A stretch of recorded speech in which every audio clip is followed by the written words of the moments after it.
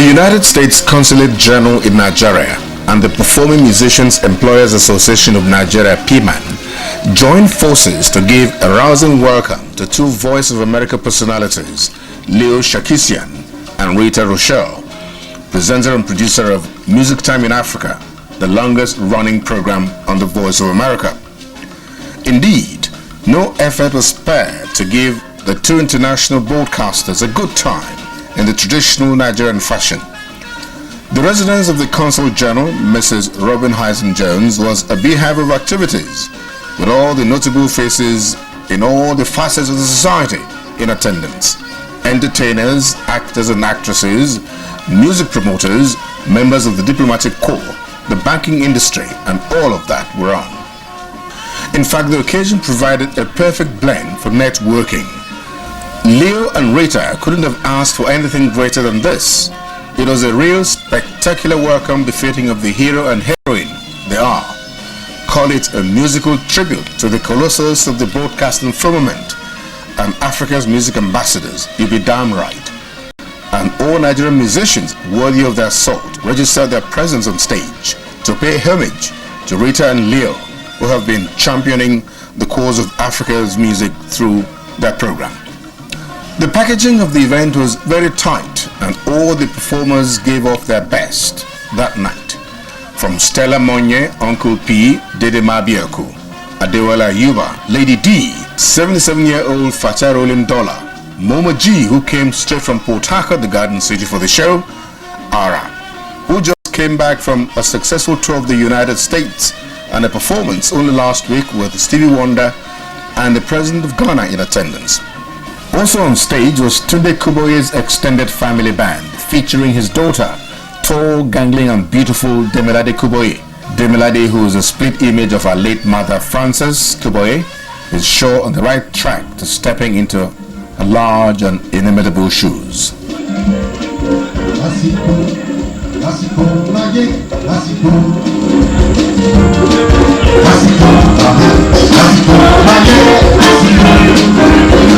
Everything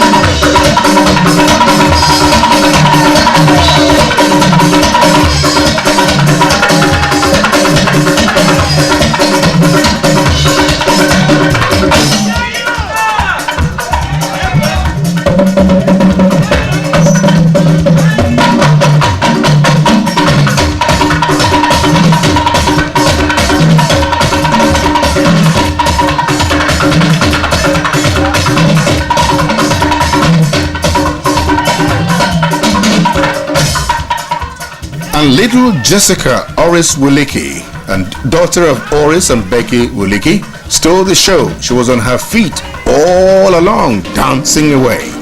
And she was the toast of everybody.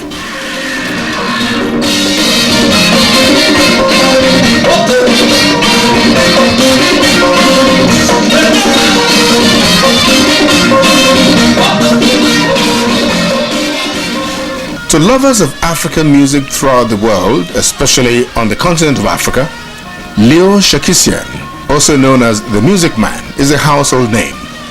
Leo, at 83, is today the oldest broadcaster at the Voice of America, next perhaps to Alistair Cook of BBC Letter from America fame, who passed on recently at the age of 95. Authentic audience research indicate that Leo, who is a Massachusetts native of Armenian ancestry, receives almost on an hourly basis hundreds of thousands of emails, letters and phone calls from fans all over the world on his radio show Music Time in Africa, which is the longest running program on the Voice of America today. Leo Sarkisian, who is a multi-talented artist, musician and broadcaster, has been traveling throughout Africa since 1963, recording music for his show on the Voice of America. According to him, he believes in preserving traditional African music. Leo blends African and American musical taste. To Leo's eternal credit is a library collection of African music numbering 11,000 10-inch audio reel tape recordings of African and continental treasure, to which countless African countries contribute. Here is Leo to talk about his passion for African music. I think that Rita and I have accomplished what we came for, yes. And that was to fire everybody up, to realize that there's a big place for that African music is alive and it will continue and it will get bigger. And an organization like PMAN, I must mention this because I was here in '83 when it was organized, and PMAN has now grown It's different now. 30,000 members, Leo. It has grown, and the challenge, of course, they have. Now this is the work for them. They've got the challenge in front of them, but I think they will succeed with the people that we met who are directing Piman. Every one of them's got that enthusiasm that I saw. Thank God, because they're going to get bigger and bigger, and it's the solution to this whole, we mentioned problems today during the conference, the whole solution of getting better and bigger and more attention is the media and the press. They have to work together with Piman and bring to the attention of the people who are responsible that African music is alive, and let's be African. Another popular Voice of America personality who has the awesome record as the longest serving hostess of the Music Time in Africa show is drop-dead beauty and intelligent Rita Rochelle. Rita, who is committed to enhancing better understanding among people around the world, says she finds her job spiritually rejuvenating because music establishes the global ties of all mankind. Rita Rochelle is from St. Louis, Missouri, and the oldest of 7 children. She was educated in Fontbern College in St. Louis, where she majored in theater and French. She also did radio and television. She had served as a staff of Senator Kennedy before joining Voice of America. Rita met VOA's Leo Sarkisian in 1978 when she began to host the popular Music Time in Africa show, which she's been doing for 26 years now. Although she also has her own music show on Voice of America, the Africa service. Now, what does Rita say about the challenges of presenting the show? She also has a word for Africans who prefer African music to their own music. What we experienced in terms of authentic, traditional, and popular African music, you just can't beat it. It was the most awesome experience I've had. It's one thing to be behind the microphone and read Leo's script because he does an awful lot of research. After 50 years of working on the continent, we have one of the largest collections, I would venture to say the largest collection of African music anywhere in the world. 11,000 reels of just reel-to-reel tapes alone. That doesn't even include the LPs and the 45s and the intensive interviews that he did and deep into the interior, not just coming to the big cities, but going into the hinterlands of the real Nigeria, the real Cameroon, the real Egypt, South Africa. He's touched every single country on the continent.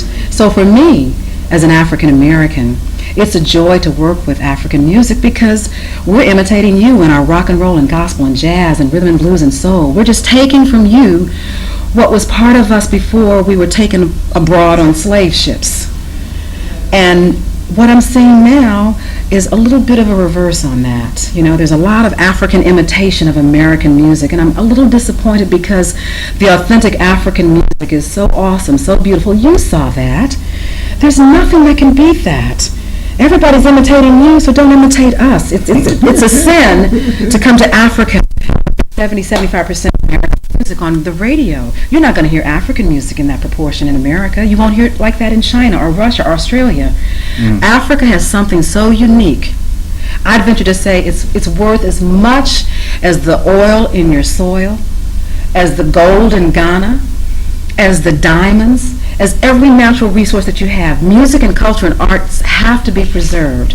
And that's our message. Get it into the schools. Allow the children at 4, 5, and 6 to start learning it and make it a part of the curriculum so that they get Yes! When you teach a child, then it's there for another generation.